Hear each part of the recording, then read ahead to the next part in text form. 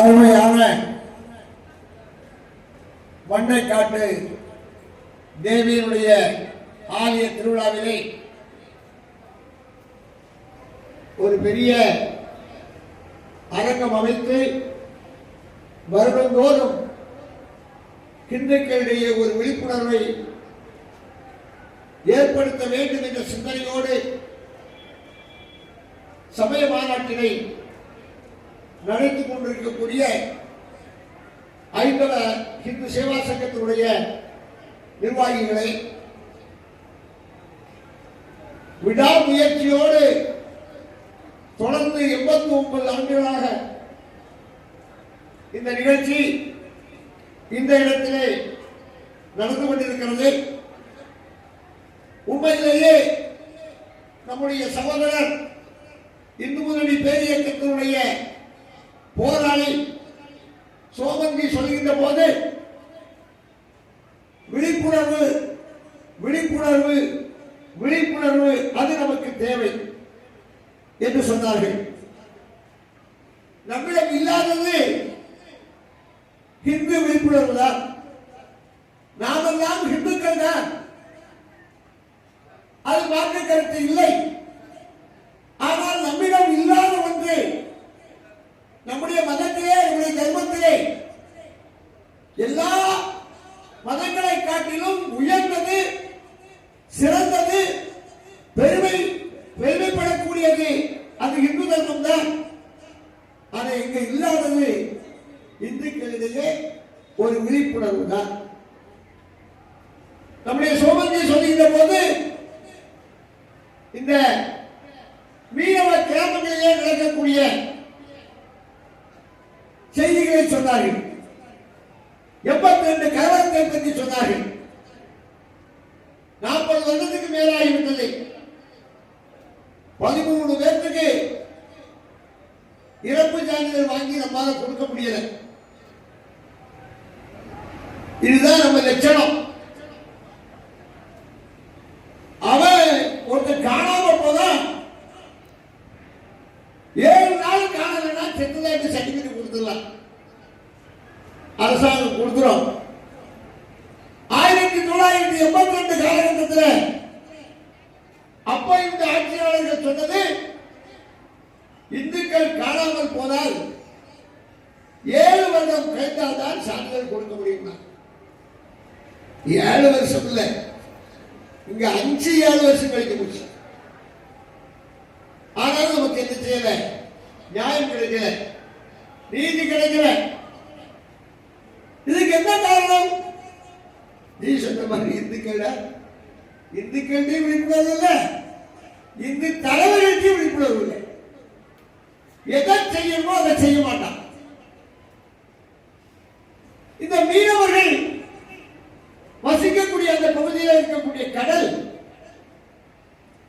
அவர்களுக்கே சொந்தம் என்று சொல்வது போல அவர்கள் நடந்து கொள்கிறார்கள். உண்மை அப்படி அல்ல. அத்தனையும் புறம்போக்கு, சென்ட்ரல் கவர்மெண்ட் புறம்போக்கு. மத்திய அரசுக்கு சொந்தமானது, வனத்துறை மத்திய அரசுக்கு சொந்தமானது. இங்கே இருக்கக்கூடிய கடலை சார்ந்த 500 மீட்டர் மத்திய அரசுக்கு சொந்தமானது. அங்கு ஏதாவது செய்யணும்னா சென்ட்ரல் கவர்மெண்ட் அனுமதி வாங்கி தான் செய்யணும். கன்னியாகுமரியில் ஒரு காமராஜருடைய மணிமண்டபம் கட்டுவதற்கான ஒரு முயற்சியில் ஈடுபட்ட போது அங்கெல்லாம் கட்ட முடியாது. சென்ட்ரல் கவர்மெண்ட் வந்து கைது வாங்கி வாழ்ந்தாங்க. அப்ப இருந்த நல்ல ஆட்சியாளர்கள் பெருந்தலைவருக்கு பெருமை சேர்த்தார்கள். நமக்கெல்லாம் பூமி இருக்கு, காசு வாங்கி காசு கொடுத்து நிலம் வாங்கி பட்டா போட்டு வீடு கட்டி நம்ம உட்கார்ந்து. அங்க அப்படி இல்லை. செல்ல பிள்ளைகள் அரசாங்கத்தினுடைய செல்ல பிள்ளைகளாக அவர்கள் எல்லாம் நடந்து கொண்டிருக்கிறார்கள், நடத்தப்படுகிறார்கள். அதனால்தான் குடிக்க கூடாது, தண்ணி எடுத்து சொம்புல பிடிச்சிட்டு போ. என்ன கொடுமை பாருங்க. இருக்கிற ஒழுங்கா இருந்தா செய்யறவன் ஒழுங்கா செய்வான். இது சென்ட்ரல் கவர்மெண்ட்டுக்கு சொந்தமானது. சென்ட்ரல் கவர்மெண்ட்ல இருக்கக்கூடிய மத்திய அரசில் இருக்கக்கூடிய ஆட்கள் எல்லாம் சோமன்ஜிக்கு ரொம்ப பழக்கமானவங்க. இதை நம்ம சொல்லணும், மத்திய அரசில் சொல்லணும். அரசாங்கத்துடைய மத்திய அரசுடைய பூமியிலே இருந்து கொண்டு கடலுக்குள்ளே வராதே, கடல் நீரை தொடாதே, கடல் எனக்குத்தான் சொந்தம் அப்படின்னு சொன்னா என்ன அர்த்தம்? இது சரியில்லை, சரியில்லாத நிலைமை. ஆகையால் சோமந்தி அவர்கள் சொன்னார்கள், இந்துக்களிடையே விழிப்புணர்வு வேண்டும். இந்துக்களிடையே எப்ப விழிப்புணர்வு இருந்திருக்கு? இங்க சித்தம் போக்கு செமம் போக்கு போயிட்டே இருப்பான். வந்தமான கட்டுவாங்க இங்க கிடையாது, போனமான தேடுவாங்க இங்க கிடையாது. கட்டிட மாட்டான், மறந்துடுவான். இந்துக்களுக்கு மறதி அதிகம். மறதி அதிகம் இல்லைன்னா அவங்கள்ட்ட போய் நம்மளால உட்கார்ந்து இருப்பாங்க, அவங்கள்ட்ட போய் நம்மளால ஏதாவது செய்வாங்க. வரலாற்றுடைய பக்கங்களை படித்து பாருங்கள். இந்துக்கள் பட்ட அவமானம், இந்துக்கள் பட்ட அசிங்கம், அது நம்ம எல்லாம் நம்ம குழந்தைகளுக்கு எல்லாம் சொல்லி கொடுத்திருந்தோம்னா உண்மையிலேயே உணவு வந்திருக்கும், இந்து உணவு வந்திருக்கும், இந்து விழிப்புணர்வு வந்திருக்கும். நம்ம சொல்லிட்டாங்க சத்ரபதி வீர சிவாஜி அப்படின்னு சொன்னா நம்ம ஆளுங்க கேட்கிறான், சத்ரபதி படம் நடித்த சரத்குமார் தான் சொல்றீங்கன்னு கேட்கிறான்.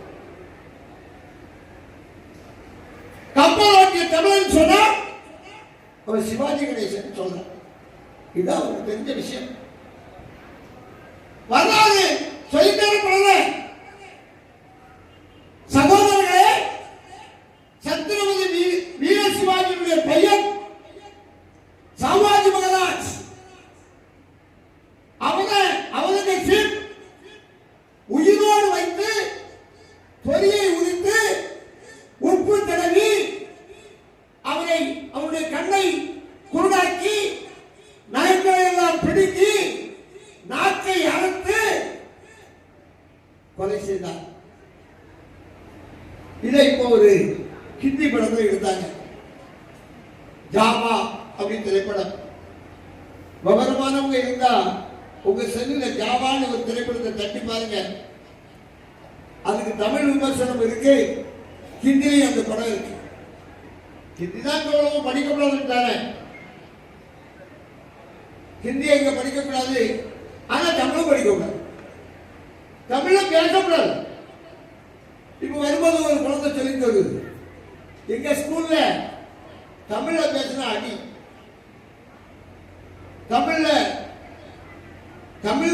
பாடம் நடத்தக்கூடிய நேரத்தில் மட்டும்தான் தமிழ்ல பேசணும், மற்ற நேரத்தில் தமிழ்ல பேசினா அடி, இங்கிலீஷ்ல பேசணும். ஏன்னா வெள்ளக்காரத்துக்கு குடிச்சு பாருங்க, வெள்ளக்காரன் போயிட்டான், ஆனா வெள்ளைக்காரனுடைய சிந்தனை போகல.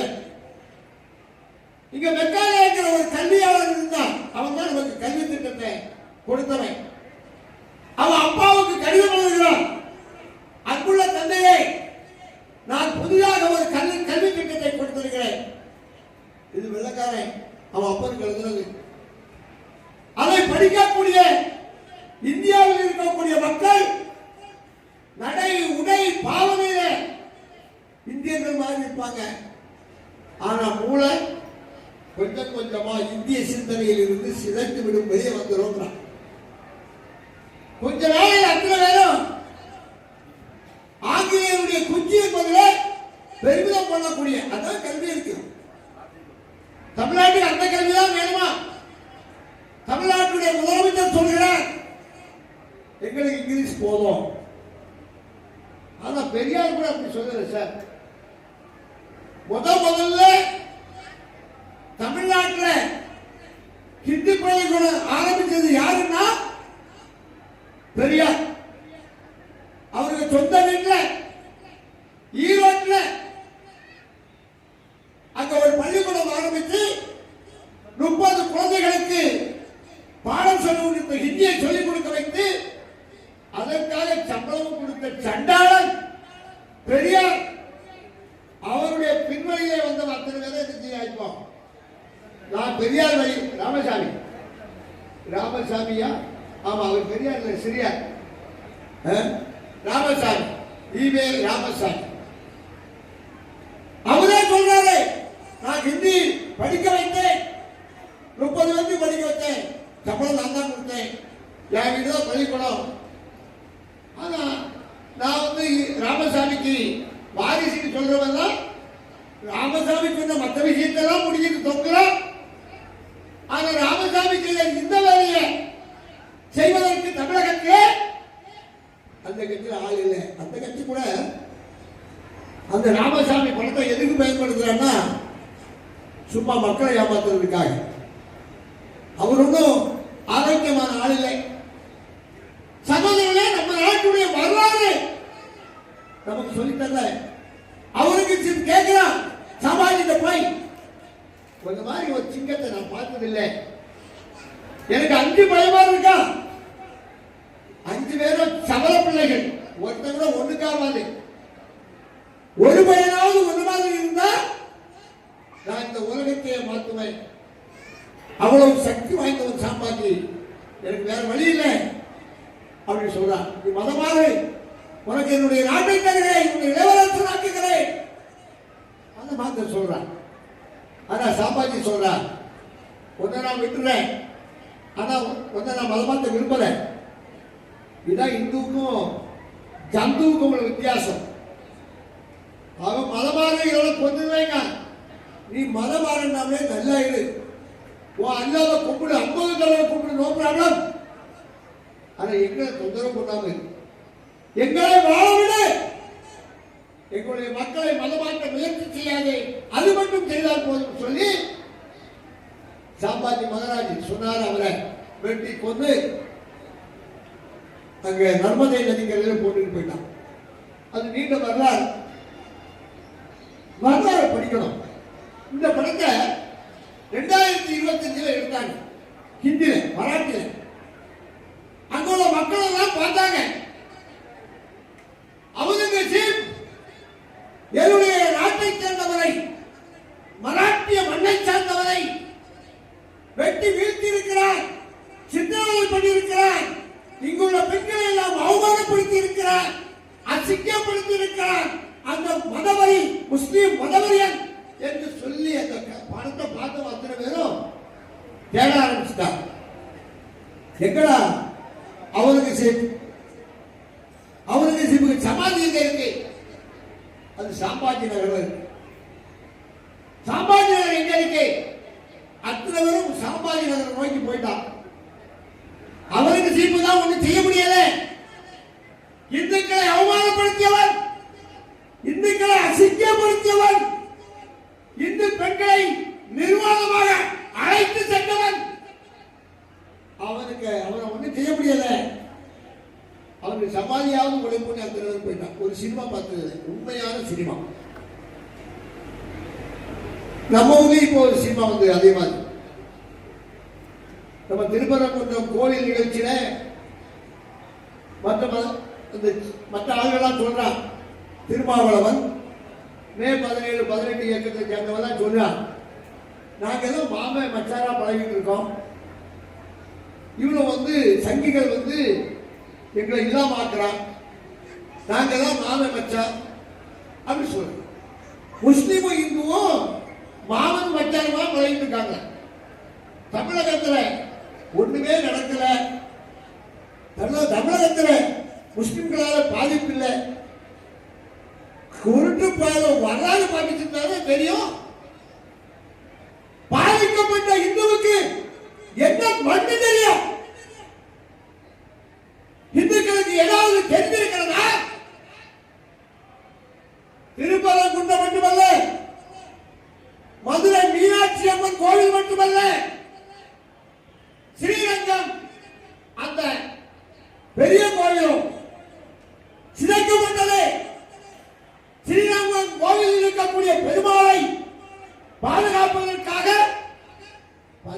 10,000 இந்துக்கள் பலிதானமாயிருக்காங்க. எங்க? திருச்சியில. திருச்சியில பெண்ணார்காட்டில் இருக்கு. திருமாவளவன் சொல்றாரு, இங்க ஒண்ணு செய்யல, நாங்க எல்லாம் வாங்க வச்சாங்க. உனக்கு சூடு இல்லை, சொடை இல்லை. ஏன்னா ஒட்டுமொத்தமா இந்துக்களுக்கே அப்படிதான் இருக்கு.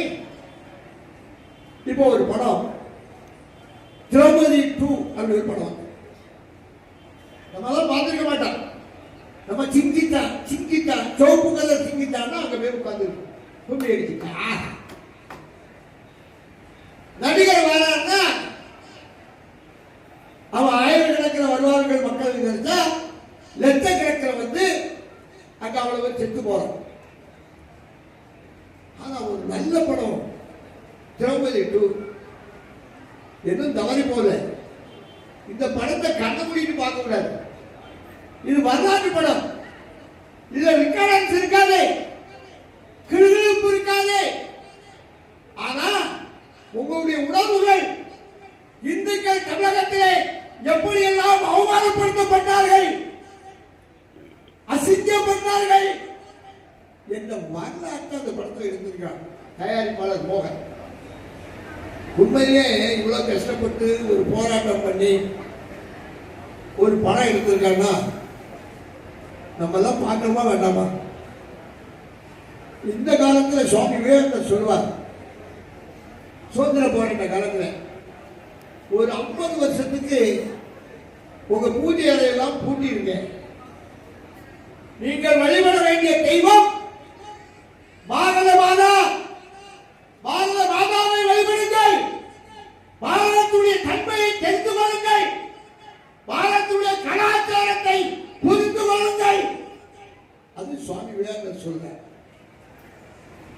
அப்ப இந்த படத்துல இந்து பெண்களை எப்படிலாம் அவமானப்படுத்துறாங்க செய்திய உண்மை செய்தி.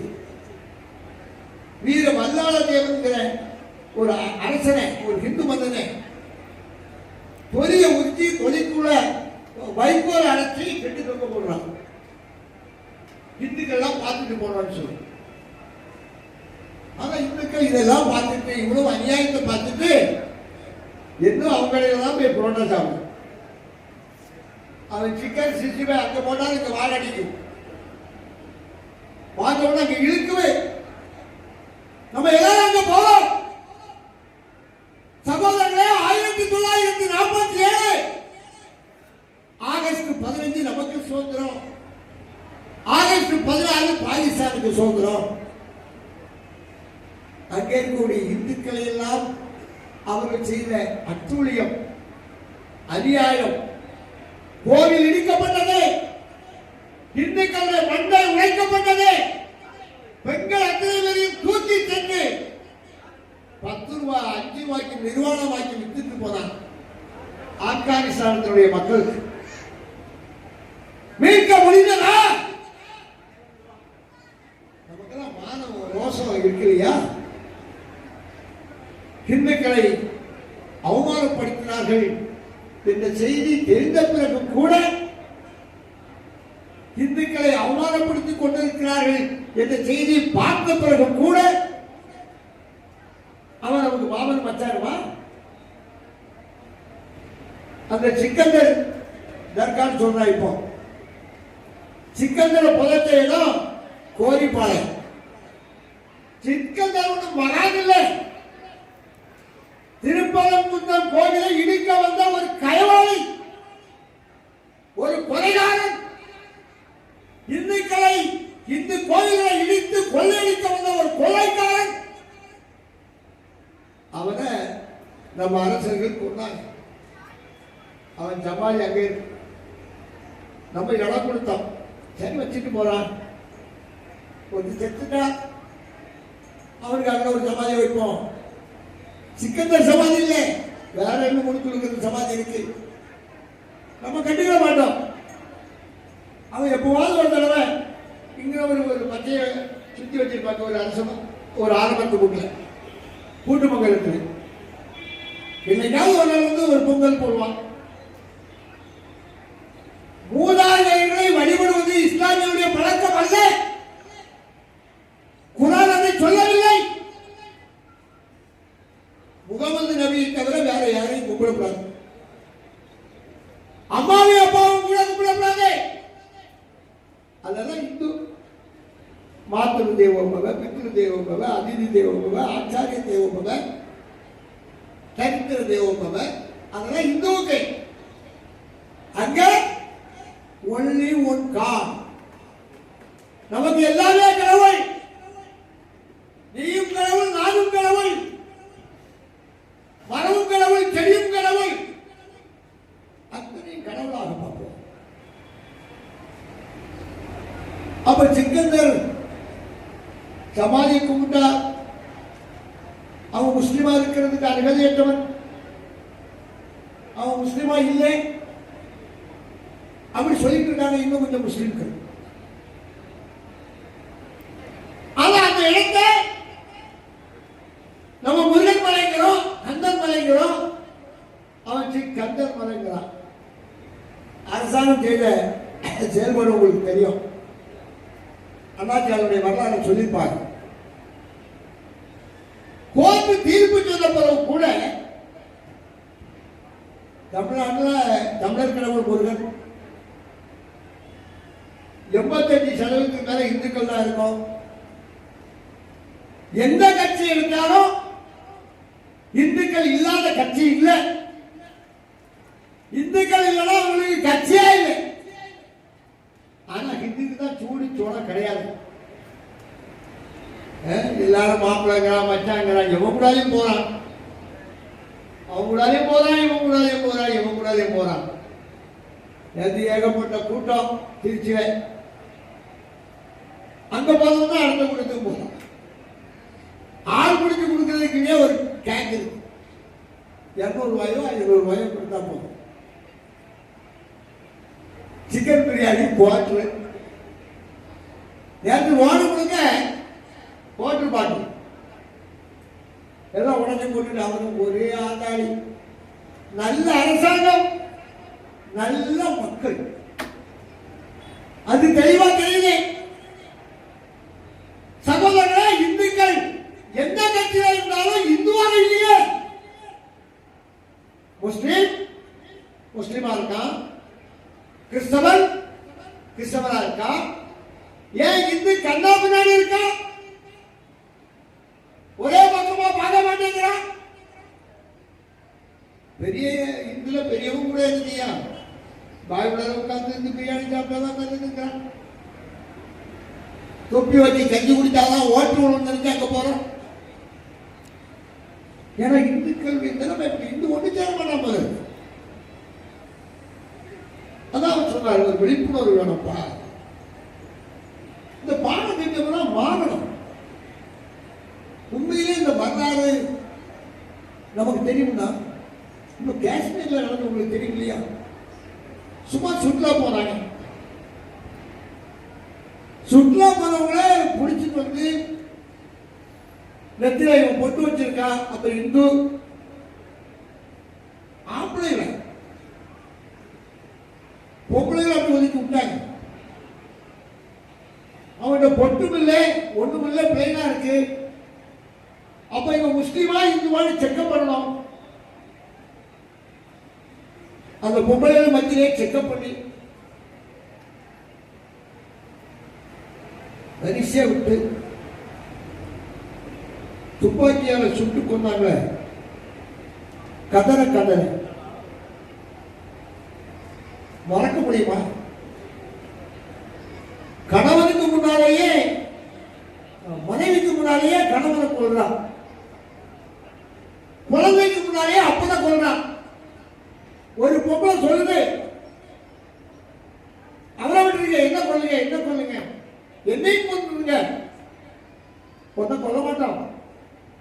நீ எங்க போய் சொல்லலாம்? உன் நாட்டில் போய் சொல்லு. இந்துனா இப்படிதான், இந்துனா கொள்ளுவோம். போட்டு வச்சுட்டு முன்னாடி வச்சுட்டு எல்லாம் இருக்கக்கூடாது, கொண்டுருவோம். இது அங்க போய் சொல்லு.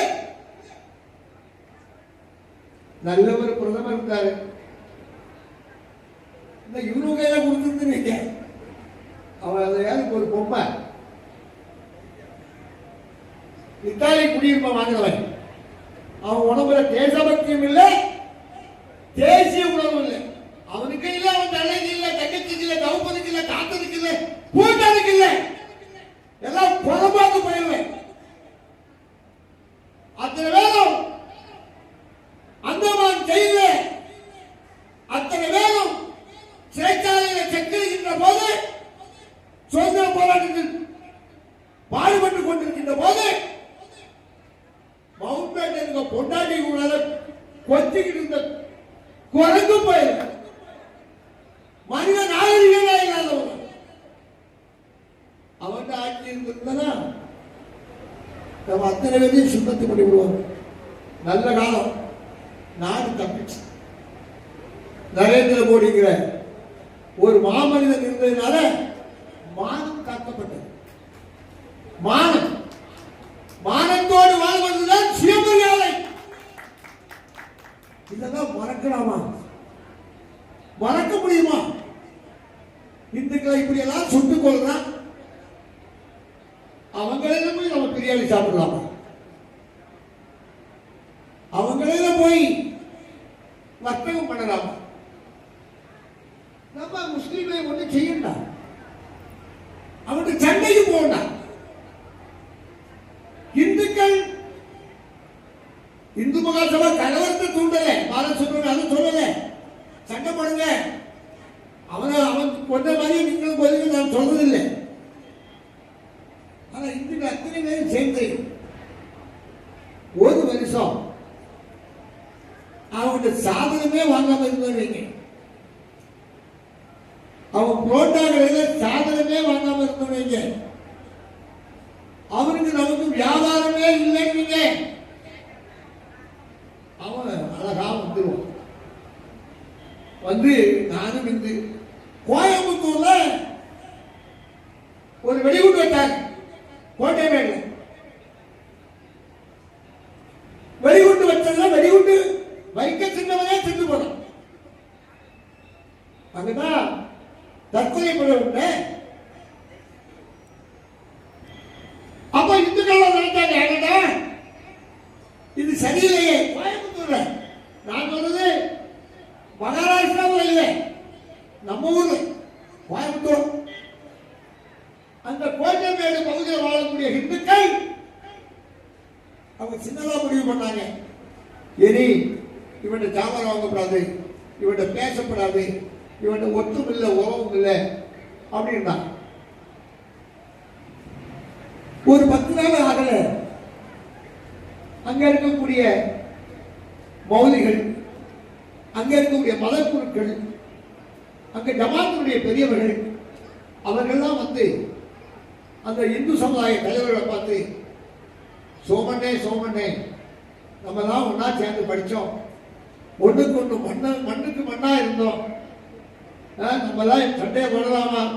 இனி ஒன்றும் வராது, எவனோ ஒருத்தர் செய்துட்டான், இது அது அநியாயம், இனி நாங்க நம்ம எல்லாம் சேர்ந்து இருப்போம், சண்டையே வராது, சமாதானமா இருப்போம். ஒரு 10 நாள் இருந்ததுக்கு புளியங்குடியில ராயல் சேர்த்து ஊர்வலம், இந்து முன்னணியுடைய ஊர்வலம், முஸ்லிம் தெருவிலையா போகக்கூடாதுன்றார். அங்க இருக்க முடியும். புளியங்குடியில எங்க தென்காசி மாவட்டத்தில் அங்க இருக்கக்கூடிய இந்துக்கள் தான் முடிவு பண்ணாங்க. ஆடாடா முதல் உன் தெருவிலையா நாங்க வரப்படாதா, அவன் நீ எங்க தெருவிலையா இருப்ப, நான் உங்க கிடையாது சாமான் வாங்க மாட்டேன். ஒரு மாச காலம், ஒரே மாசம் ஜமாத்தெல்லாம் நம்ம வந்து உட்கார்ந்துட்டான். ஹிந்துவா இருந்தா இந்த தந்துக்கள் எல்லாம் வந்த தேடி வருவான். நீ கண்ணா பின்னாடி ஆட்டிட்டு இருந்தா அப்படிதான். அதனால இந்துக்களிடையே ஒரு விழிப்புணர்வு வேணும்.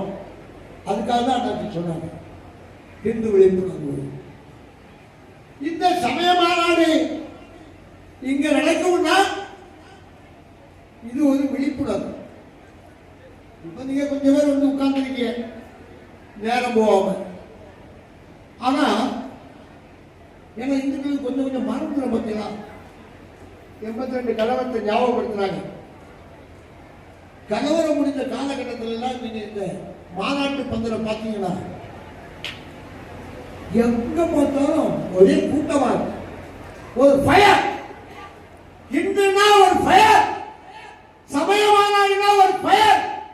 சுமார் ரகுபதி ராகவ ராஜாராம் அதெல்லாம் கோவில் காம்பவுண்ட்ல வச்சுக்கிடுவோம். கோயிலுக்கு வெளியே அப்படி இல்லை. ஹிந்து ஒன்றுபடு, ஒன்றுபடு, ஒன்றுபடு இதுதான் மந்திரம். அதனால கொஞ்சம் நம்ம மாவட்டத்தில் கொஞ்சம் பச்சை பிடிச்சிருக்கு. இது தமிழ்நாடு முழுவதும் பத்தணும். அப்பதான் மற்றவங்க ஒழுங்கா இருப்பான்.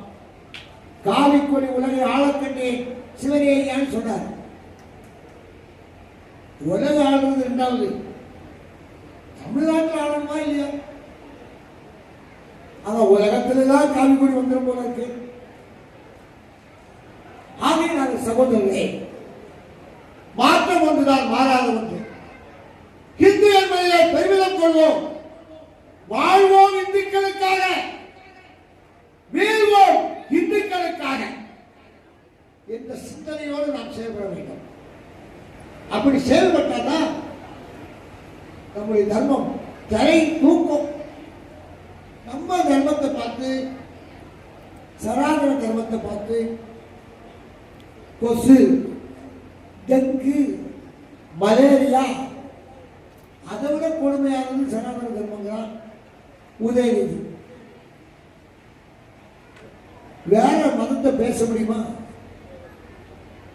ஆனா நம்மாலே காலையில் நல்ல விபூதி பூசிக்கிட்டு, கழுத்துல உத்தராட்ச கொட்டை போட்டுக்கிட்டு திமுக கொடியை பிடிச்சிட்டு போறான். இந்து போறாம அதுக்கு பண்ணி வைக்க போறாம 500 ரூபாய் கிடைச்சா எதோ தும்பியா நீ மிருகத்தை விட கேவலமா இருக்கு, அசிங்கமா இருக்கு, அவமானமா இருக்கு. ஆகையினால இந்துவை இந்துவாக்கணும், இந்துவை இந்துவாக்கணும்.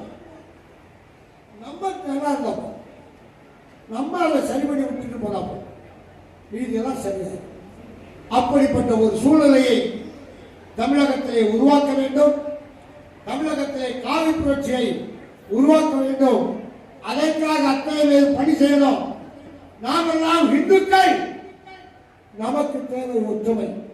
நாமெல்லாம் இந்துக்கள், நமக்கு தேவை ஒற்றுமை. இது இருந்தால் எதை வேண்டுமானாலும் சாதிக்கலாம். ஆகினாலே சகோதரர்களே, அந்த ஒற்றுமையை, அந்த விழிப்புணர்வை ஏற்படுத்தினால் நமக்கு பாதுகாப்பு என்று சொல்லி வாய்ப்புக்கு நன்றி கூறி விடைபெறுகிறேன். வாழ்க பாரதம்.